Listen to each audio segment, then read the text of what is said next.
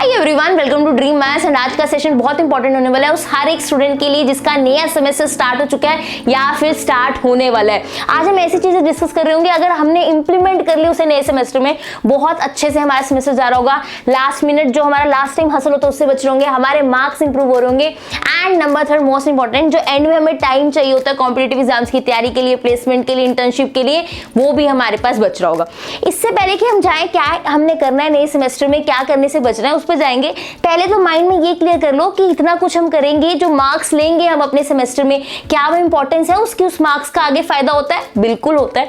आपको प्लेसमेंट चाहिए, आपको इंटर्नशिप चाहिए, वहां पे कट ऑफ लगता है कि 75% से ऊपर वाला बच्चा ही इंटरव्यू में जाके बैठ सकता है। तो जो भी अलग अलग कट ऑफ होता है, कहीं पे 85% का होता है, कहीं पे 90% का होता है, तो मार्क्स इंपॉर्टेंस रखते हैं। एटलीस्ट आपके 75% से अच्छे हो तो आप सेफर साइड पे चलते हो। सेकेंडली, किसी भी हायर स्टडीज के लिए आप जा रहे हो, उसके लिए कॉम्पिटेटिव एग्जाम्स दे रहे हो, वहां पे आप इंटरव्यू के लिए जाते हो, जब हायर स्टडीज के लिए जाते हो तो वहां पे भी अगर आपके अच्छे मार्क्स हैं तो वहां पे भी आपको प्रेफरेंस मिल रही होती है। तो मार्क्स की इंपॉर्टेंस है, तो इसको सीरियसली लेना शुरू करो।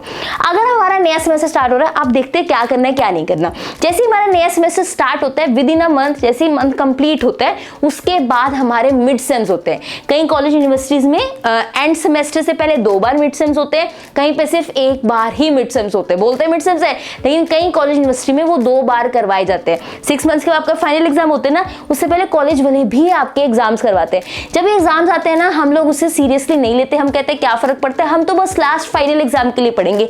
यहाँ हम गलती कर देते हैं। आपको इस मिड सेम्स को, जो भी असाइनमेंट्स आपको मिलती हैं, आपने इसको सीरियसली लेना है, इनके लिए पढ़ना है। इसके 2 फायदे होंगे। नंबर 1, आपको इसके इंटरनल मार्क्स देगा। अगर हर सब्जेक्ट के 20 मार्क्स भी इंटरनल हुए, 5 सब्जेक्ट हुए, आपको 100 मार्क्स फ्री के मिल रहे होंगे अगर आप मिड सेम्स और असाइनमेंट्स अच्छे से कर रहे हो। और जो मिड सेम्स और असाइनमेंट में आप करोगे, जिस लिए चीजों के लिए पढ़ोगे, वो चीजें आपको फाइनल एंड सेम्स में भी तो हेल्प कर रही होंगी। तो फाइनल एग्जाम में भी यही सिलेबस आ रहा होगा। तो 2 फायदे होंगे, इंटरनल में भी आपको मार्क्स मिल जाएंगे, प्लस आपका क्या होगा, फाइनल एग्जाम के लिए भी तैयारी हो जाएगी। तो आपने ये मिस्टेक बिल्कुल नहीं करनी कि आप मिड सेम्स और असाइनमेंट्स को लाइटली ले रहे हो, नहीं, इनको सीरियसली लेना है। ये गलती से आपने बचना है। नंबर 2, अब ठीक है, हमने सोच लिया हम मिड सेम्स भी अच्छे से करने वाले हैं, असाइनमेंट्स भी अच्छे से करने वाले हैं, लेकिन इसको मिड सेम्स को पेपर को देंगे कैसे अच्छे से, असाइनमेंट्स अच्छे से करेंगे कैसे। ये आपने चीज का ध्यान रखना है कि जो सिलेबस, जो सब्जेक्ट, जो क्लास नोट्स बन रहे हैं उन पे ध्यान रखना है।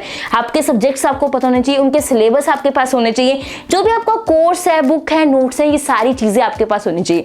अगर आप ऐसे स्टूडेंट हो जो कॉलेज रेगुलर जा रहे हो, तो आपके पास क्लास नोट्स होंगे, आपकी टीचर से बनती होगी, उनसे आप, मतलब टीचर से बनने का मतलब क्या, उनसे आपकी इंटरेक्शन होगी, आप उनसे रेफरेंस की बुक्स पूछ सकते हो और बहुत सारी चीजें आपको हेल्प कर रही होंगी।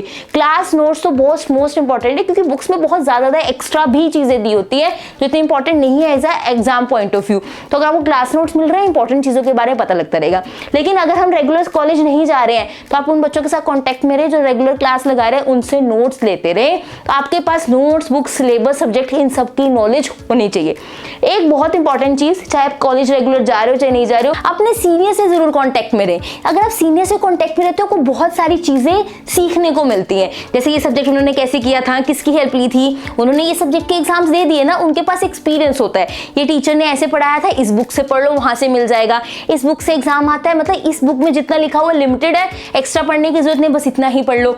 ये यूट्यूब चैनल से आप पढ़ सकते हो, ये सोर्सेज हैं, यहाँ से आपको नोट्स मिल जाएंगे। वो सारी चीजें आपको बताएंगे जो आपके सीनियर्स है। तो हो सके तो अपने सीनियर्स के साथ कॉन्टेक्ट में रहो, बहुत ज्यादा हेल्प मिलेगी। अगर आप सीनियर्स के साथ कॉन्टेक्ट में रहते हो, जो आपको सोर्सेज ढूंढने का टाइम है वो आपका सेव होता है और आप अपना वो टाइम पढ़ाई पे लगा सकते हो। Maths, stats, numerical method, operation search के लिए कॉलेज का कोई भी सब्जेक्ट है, ड्रीम मैथ्स पे आपको इजीली कंटेंट मिल जाता है। Chapter name Dream Maths search करोगे, बहुत इजीली चैप्टर मिल जाएंगे। Now moving back to our semester, जैसे हम अगर इनकी हेल्प लेंगे, सोर्सेज स्टार्टिंग से पढ़ना शुरू करेंगे, अपने मिड सेम्स असाइनमेंट्स अच्छे से करेंगे, आधी से ज्यादा तैयारी यही हो जाएगी।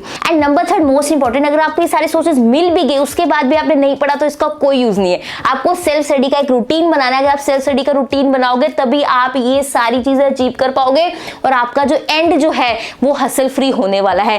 सेल्फ स्टडी के लिए क्या, आपने जैसे आपने सोच लिया कि ये सब्जेक्ट मेरा डिफिकल्ट है, तो उस पर थोड़ा टाइम स्टार्टिंग से ज्यादा देना शुरू कर दो। मतलब आपको डिसाइड करना है, एक बार सोर्सेज मिल गया, अच्छा ये मुझे सब्जेक्ट थोड़ा इजी लगता है तो मैं एंड में देख लूंगा, मुझे यहाँ प्रॉब्लम आती है, ये सब्जेक्ट पहले ही शुरू कर लेता हूँ। तो सेल्फ स्टडी करोगे तभी आपको पता लगेगा क्या इजी है क्या टफ है, उसको टाइम देना शुरू करो, रूटीन बना के पढ़ो। रूटीन इन द सेंस कि आज से 1 घंटे से शुरू करता हूँ, 1 आवर ही पढ़ूंगा। धीरे धीरे जैसे एग्जाम से आपके असाइनमेंट्स, मिड सेम्स, ये सब चीजें आएंगी, आप पहले उसमें उस टाइम पे ज्यादा पढ़ना शुरू कर दो। मिड सेम्स को इतना ही सीरियस लो जितना आप एंड सेमेस्टर्स को लेते हो। लास्ट एक एडिशनल प्रो टिप के बारे में बात करते हैं, द मोस्ट इंपॉर्टेंट, आपके पास previous year question papers arrange हो पाए तो बहुत अच्छा रहेगा आपके लिए।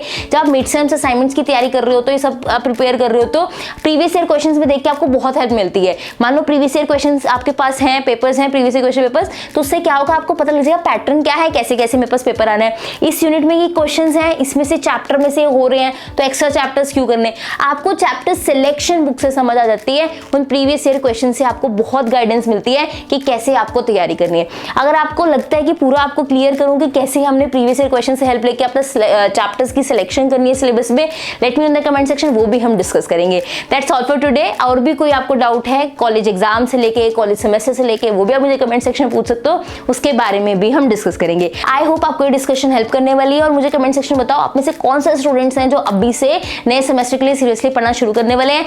सच में बता रही हूँ, अगर आप सीरियसली स्टार्टिंग से ही पढ़ रहे हो तो आपको एंड में बहुत सारी एक्स्ट्रा चीजों के लिए टाइम बच जाएगा, जो आपको आगे इन फ्यूचर हेल्प कर रही होंगी, चाहे वो कॉम्पिटिटिव एग्जाम है, चाहे प्लेसमेंट के लिए तैयारी, चाहे इंटर्नशिप के लिए। That's all for now. फिर मिलेंगे नई डिस्कशन के साथ, एक नए टॉपिक के साथ। Thank you so much for watching.